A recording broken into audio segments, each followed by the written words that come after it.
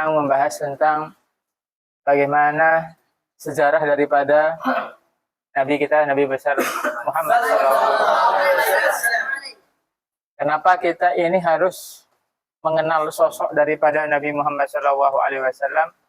Karena beliau adalah sosok yang agung yang harus kita tiru perilakunya.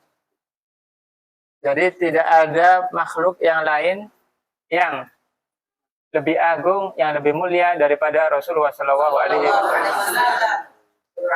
Apalagi ini masih bulan Maulid, bulan yang mana dilahirkan daripada baginda Nabi besar Muhammad SAW.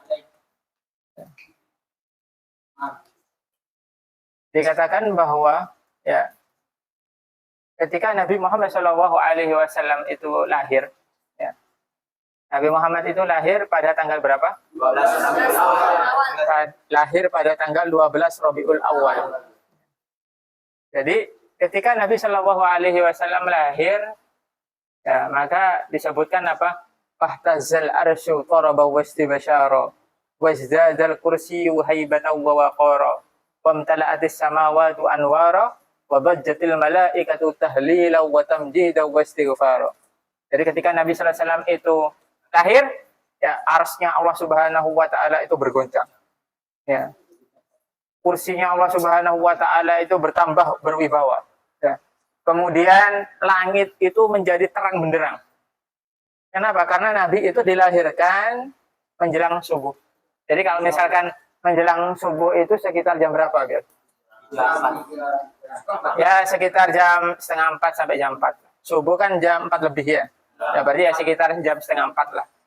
Itu ketika itu kalau misalkan kita melihat langit, kalau antum kan nggak perlu keluar ya, di sini sudah ada langit. Kalau misalkan mau melihat langit, cukup di depan masjid ini sudah ada langit. Jam 3:30 dini hari itu masih gelap apa sudah terang? Masih gelap. Tapi ketika itu, nah, dini hari jam 3:30 menjelang subuh, sepertiga akhir daripada malam, ketika Nabi SAW lahir itu keadaan langit itu terang benderang. Keadaan langit terang benderang. Padahal ketika itu jam 3:30 dini hari, sepertiga akhir menjelang subuh. Kenapa? Karena dilahirkannya Nabi Muhammad SAW. Kemudian apa? Wabajjatil malaikatu tahlila wa tamjida wa istighfar. Kemudian para malaikatnya Allah Subhanahu wa taala, mereka sama-sama mengucapkan tahmid, mengucapkan alhamdulillah, mengucapkan subhanallah, alhamdulillah, Allahu akbar. Mereka bergemuruh mengucapkan kata subhanallah, alhamdulillah, Allahu akbar. Mereka para malaikatnya Allah Subhanahu wa taala bergemuruh dengan kelahiran daripada Nabi Muhammad SAW. Jadi begitu agungnya kelahiran daripada Nabi Muhammad SAW.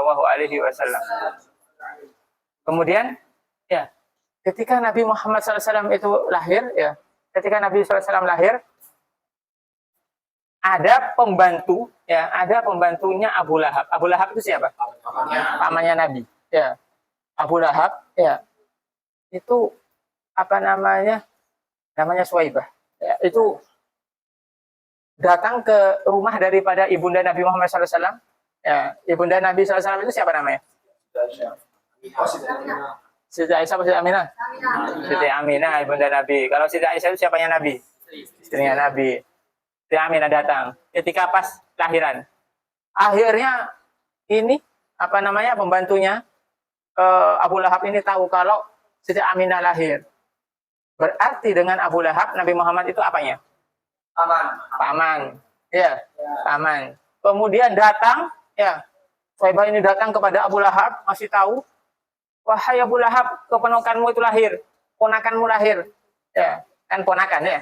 Nabi Muhammad kan keponakannya Abu Lahab. Wahai Abu Lahab, keponakanmu lahir.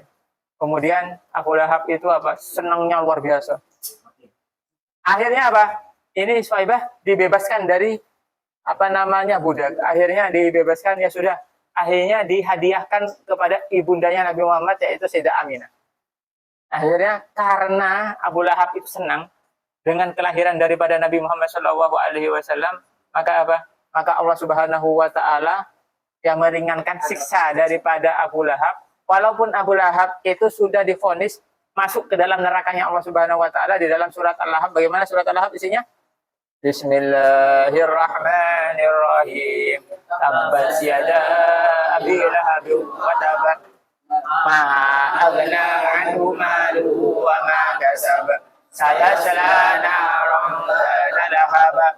Wa imra'atuhu hammalatal hatab. Fi jidha hablum min masad. Itu isi daripada surat Al-Lahab, memvonis Abu Lahab dan istrinya masuk ke dalam nerakanya Allah Subhanahu wa taala. Kenapa? Karena begitu membenci dan memusuhinya Abu Lahab kepada Nabi Muhammad SAW.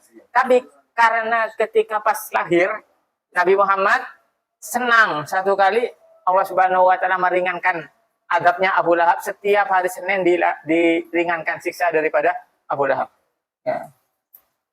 Dikatakan oleh Al-Imam Abu Samsuddin Ad-Damaski apa? Idza kana kafiran ja'a dammuhu bitabbat siyadahu fil jahimi mukhallada. Ata annahu fi yaumil isnaini yukhaffafu anhul adabu bisururi bi ahmada. Fama dhannu bil abdil ladzi kana umruhu masruron bi ahmada wa mata muwahhida. Dikatakan bahwa kalau misalkan ada seorang kafir ya yang sudah divonis oleh Allah Subhanahu wa taala di dalam surat Al-Lahab masuk ke dalam neraka selama-lamanya, tapi ada keterangan bahwa setiap hari Senin diringankan azabnya karena pernah gembira dengan kelahiran Nabi Muhammad SAW.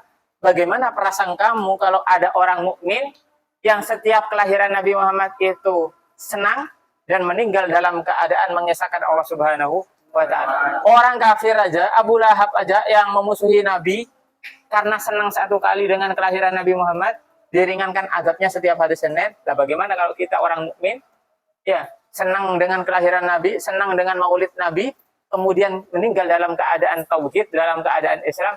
Maka apa? Maksudnya Allah Subhanahu wa taala bakalan akan memberikan keistimewaan yang lebih bagi orang-orang yang mukmin yang senang dengan kelahiran Nabi Muhammad sallallahu alaihi wasallam. Jadi karena itu kita harus senang dengan bulan Maulid ini, dengan kelahiran daripada Nabi Muhammad sallallahu alaihi wasallam. Wa ma arsalnaka illa rahmatan lil alamin. Aku tidak mengutusmu wahai Nabi Muhammad kecuali rahmat bagi seluruh alam. Karena itu datangnya Nabi Muhammad itu adalah rahmat bagi seluruh alam. Kemudian ya Nabi Muhammad SAW ketika sudah lahir ya Nabi itu tidak sama dengan bayi-bayi yang lain. Ya, Nabi itu lahir dalam keadaan sujud. Kemudian dalam keadaan sudah berkhitan. Antum khitan dulu umur berapa ya? Rata-rata ya. Rata-rata kalau misalkan khitan itu sekitar kelas 3, kelas 4 SD ya. Ada yang kelas 5 SD sudah besar. Tapi Nabi Muhammad lahir sudah berkhitan. Ya. Kemudian ya setelah itu apa? Setelah itu Nabi Muhammad disusui oleh ibundanya, kemudian setelah itu dirawat oleh yang tadi Suwaibah, kemudian Halimah As-Sa'diyah, kemudian setelah itu apa? Ibunda Nabi Muhammad SAW wafat ketika Nabi umur 6 tahun. Kemudian apa? Diasuh oleh kakeknya siapa bernama? Sayyidina Abdul Muthalib. Kemudian Abdul Muthalib meninggal dunia, kemudian diasuh oleh pamannya siapa? Pamannya Abu Thalib. Ya, sampai akhirnya Nabi Muhammad itu dewasa. Ya. Dan ketika Nabi Muhammad SAW itu ketika masih kecil, ya diajak oleh pamannya Abu Thalib itu ke daerah Sam. Ya, Sam. Kalau sekarang itu Syria. Kalau sekarang itu Suriah. Ya. Bertemu dengan pendeta yang namanya Buhairah. Ya. Kemudian Buhairah berkata, "Wahai Abu Thalib, bawa pulang ini." Ya, kenapa? Karena takut nanti ditemui oleh musuh-musuh kafir, kemudian nanti dilukai nanti. Kenapa? Karena ponakanmu ini nanti akan menjadi nabi akhir zaman. Nabi akhir zaman. Itu adalah satu tanda. Kenapa? Karena di antara pundak Nabi itu ada alamatnya, ada tandanya. Tanda kenabian, stempel kenabian. Nah, akhirnya Nabi sampai akhirnya kemudian di umur 25 Nabi SAW menikah dengan Sayyidah Khadijah.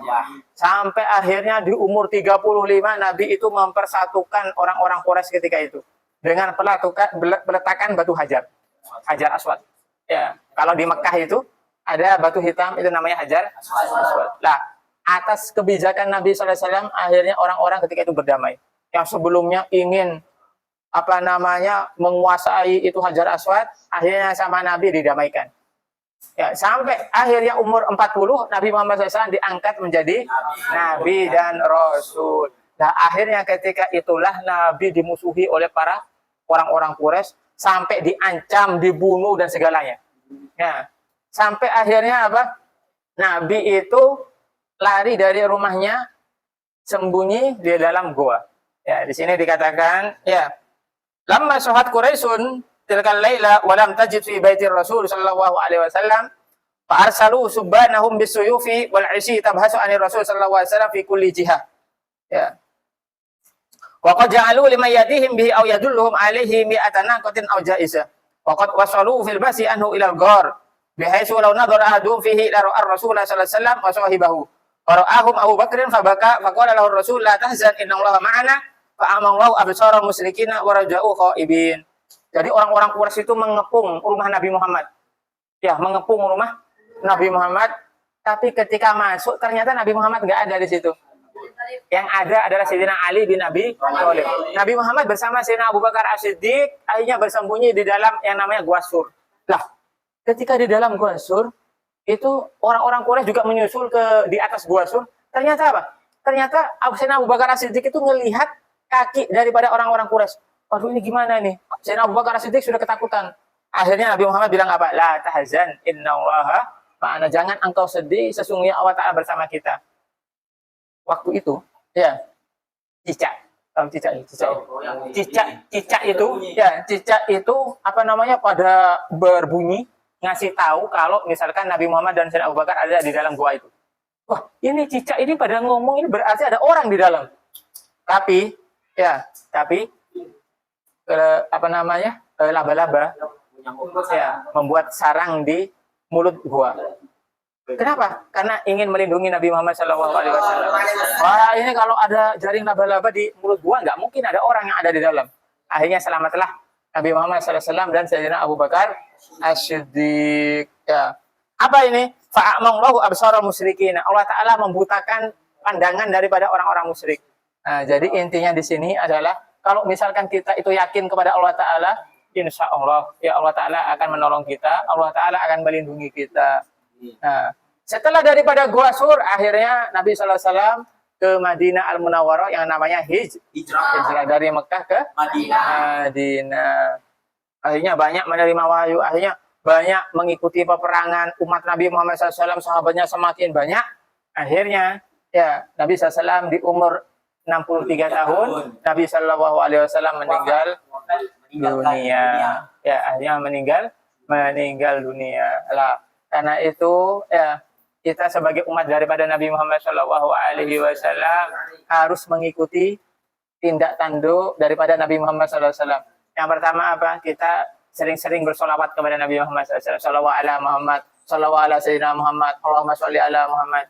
Yang kedua, kita harus mengikuti sunnah daripada Nabi Muhammad. Kita mengikuti perilaku daripada Nabi Muhammad. Insya Allah Allah Subhanahu Wa Taala akan merahmati kita dan kita akan mendapatkan syafaat daripada Rasulullah Shallallahu Alaihi Wasallam. Inna awlan nasi biyamal qiyamah aksaru alayya sholatan.